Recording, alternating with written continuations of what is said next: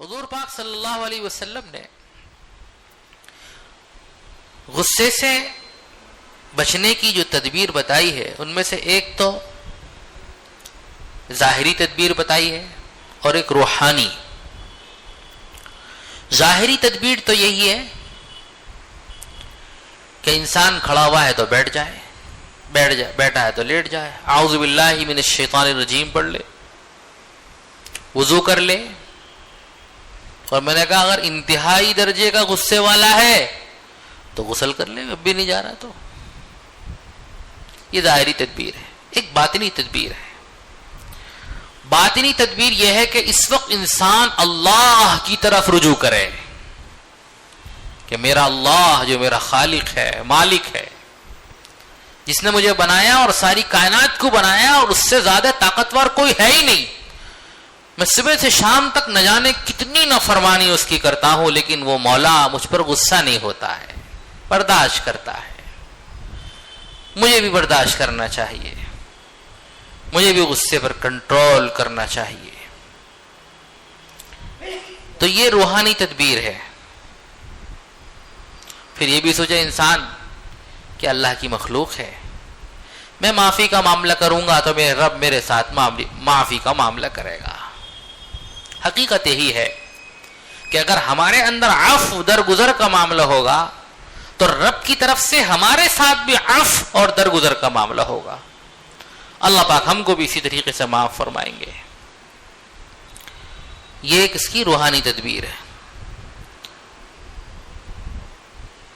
اور ایک تدبیر, اہم تدبیر, صحبت صالح اختیار کرو, اللہ والوں کی صحبت اختیار کرو.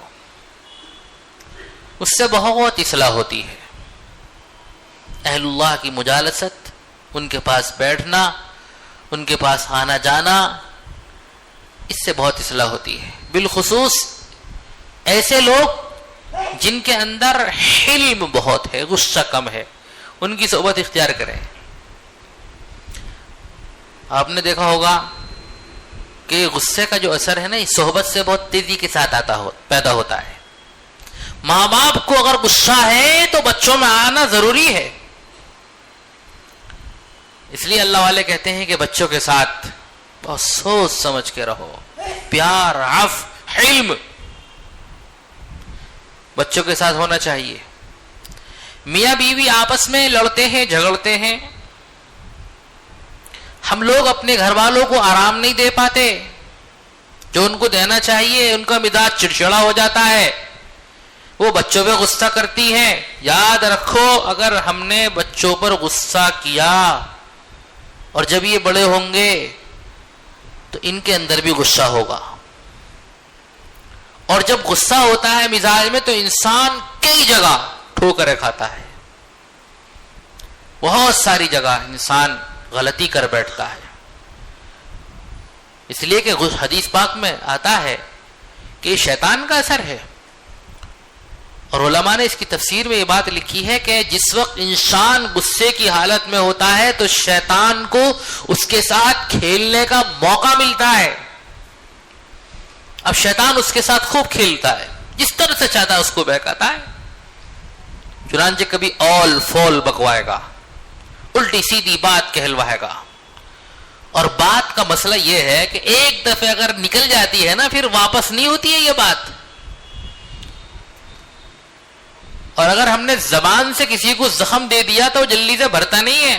انسان ہمیشہ یاد رکھتا ہے, جب بھی سامنے آگا ہو یہ تو صاحب وہی ہے جو انہوں نے مجھے فلاں موقع پہ یہ بات کہی تھی. 10 سال پرانی بات بھی انسان بھولتا نہیں ہے.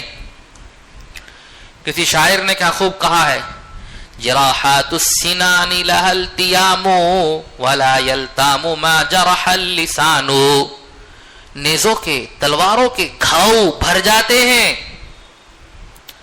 تلواروں کے زخم بھر جاتے ہیں, لیکن زبان سے جو زخم آتے ہیں نا وہ بھرتے نہیں ہیں.